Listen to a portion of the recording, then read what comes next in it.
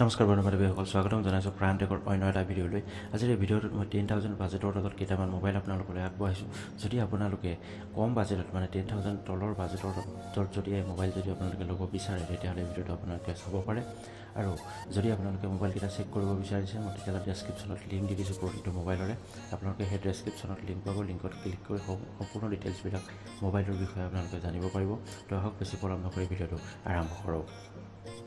প্ৰথম ফোনটোৰ নাম হৈছে ৰিয়েলমি নাৰ্জো 50i। দুটা কালাৰত আপুনি এই ফোনটো পাব। এটা হৈছে কাৰ্বন ব্লেক আৰু আনটো হৈছে মিণ্ট গ্ৰীণ।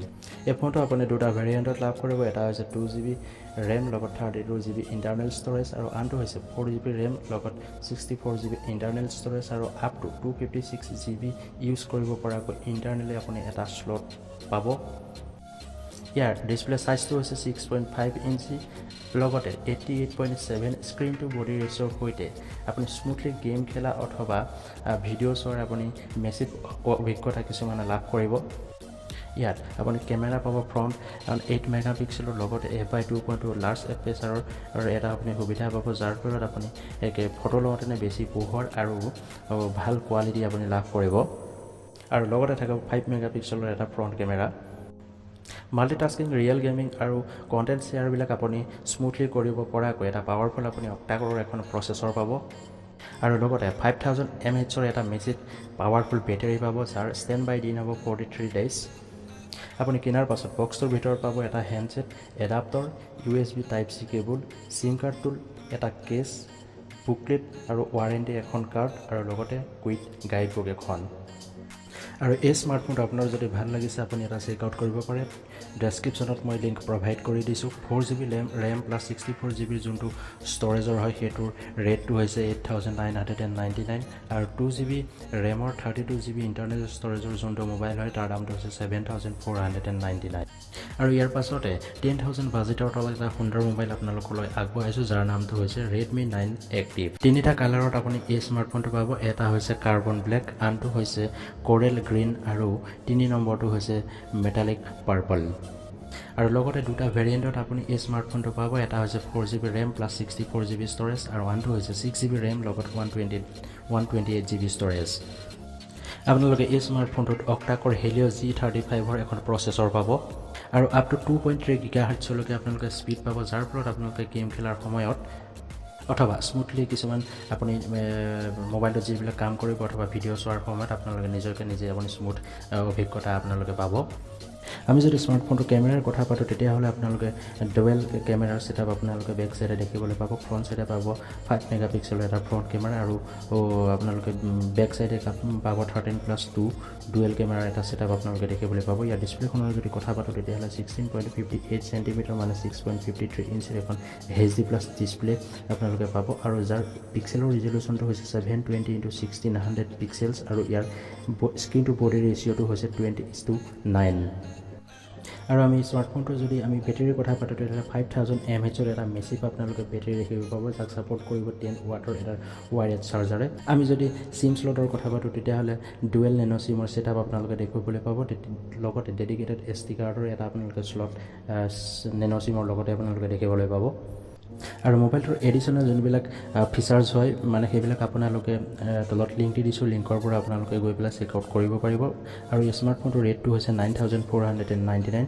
আপোনালোকে যদি ল'ব বিচাৰে অথবা যদি চেক আউট কৰিব বিচাৰে, তেতিয়াহ'লে ডেছক্ৰিপশ্যনত লিংক চেক কৰিব, আপোনালোকে চেক কৰিব পাৰিব।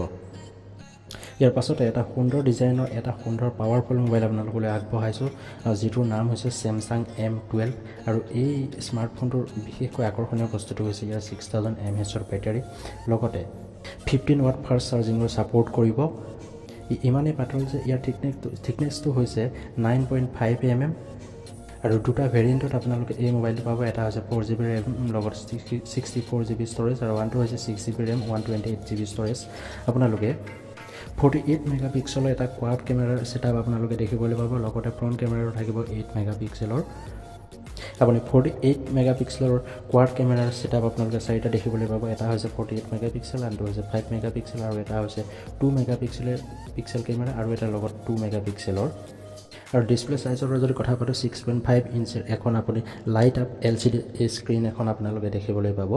আৰু যদি প্ৰচেছৰৰ কথা পাতোঁ, তেতিয়াহ'লে MediaTek Exynos 850 মডেলৰ এখন আপোনালোকে প্ৰচেছৰ দেখিবলৈ পাব য'ত বেছ হ'ব Android 11 আপোনালোকে এই স্মাৰ্টফোনটো চেক আউট কৰিব বুলি মই আপোনালোকৰ গোটেইকেইটা মানে মোবাইলৰ ভিতৰত বেছিকৈ এই মোবাইলটোৰ কাৰণে আপোনালোকক ৰিকমেণ্ড কৰিছোঁ আৰু আপোনালোকে যদি চেক আউট কৰিব বিচাৰে ডেছক্ৰিপশ্যনত লিংক পাই যাব সেই লিংকটোত আপোনালোকে ক্লিক কৰি ইয়াৰ সম্পূৰ্ণ ডিটেইলছবিলাক অথবা আৰু যি কথা আপোনালোকৰ জানিবলগীয়া আছে আপুনি সেই তাৰ পৰাই আপোনালোকে জানিব পাৰিব গতিকে ডেছক্ৰিপশ্যনত প্ৰভাইড কৰা লিংকটো আপোনালোকে ক্লিক কৰি পেলাই সকলো তথ্যবিলাক জানিব বুলি আশা ৰাখিলোঁ ইয়াৰ পাছৰ নেক্সট মোবাইলটো আপোনালোকলৈ আগবঢ়াইছোঁ যাৰ নামটো হৈছে মাইক্ৰ'ছফ্ট ইন 2B দুটা ভেৰিয়েণ্টত মানে কালাৰ ভেৰিয়েণ্টত আপোনালোকে এই মোবাইলটো উপলব্ধ পাব এটা হৈছে ব্লু আৰু এটা হৈছে গ্ৰীণ ষ্ট'ৰেজৰ যদি কথা পাতো আপোনালোকে 4GB ৰেম উইথ 64GB ষ্ট'ৰেজৰ লগত এটা ভেৰিয়েণ্ট পাব আৰু আনটো ভেৰিয়েণ্ট পাব 6GB ৰেম লগত 64GB ষ্ট'ৰেজ ইয়াৰ প্ৰচেছৰৰ যদি আমি কথা পাতোঁ তেতিয়াহ'লে আপোনালোকে অক্টাকৰৰ এখন প্ৰচেছৰ দেখিবলৈ পাব ARM Cortex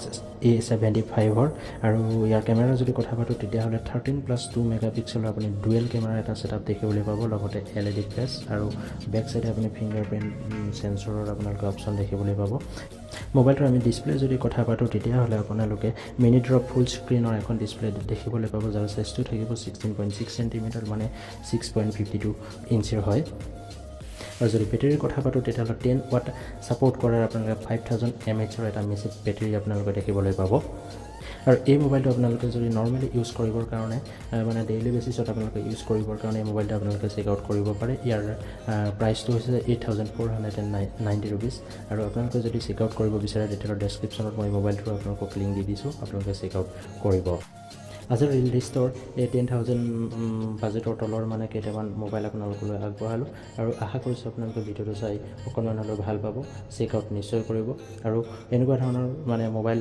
ৰিলেটেড কিছুমান ভিডিঅ' আপোনালোকে পাই থাকিবলৈ মোৰ চেনেলটো ছাবস্ক্ৰাইব কৰি ৰাখিব মই বহুতো ভিডিঅ' মোবাইল ৰিভিউ আৰু আনবক্সিঙৰ ওপৰত বনাই থোৱা আছে আপোনালোকে যদি সেইখিনি চোৱা নাই এতিয়ালৈকে তেতিয়াহ'লে আপোনালোকে চেক কৰিব পাৰে ডেছক্ৰিপশ্যনত ইয়াৰো আপোনালোকক লিংক দি তেতিয়াহ'লে লগ পাম অতি সোনকালে ইয়াৰ পাছৰ এটা মোবাইল ৰিলেশ্যনৰ অন্য এটা ভিডিঅ'ত আজিলৈ ইমানেই ধন্যবাদ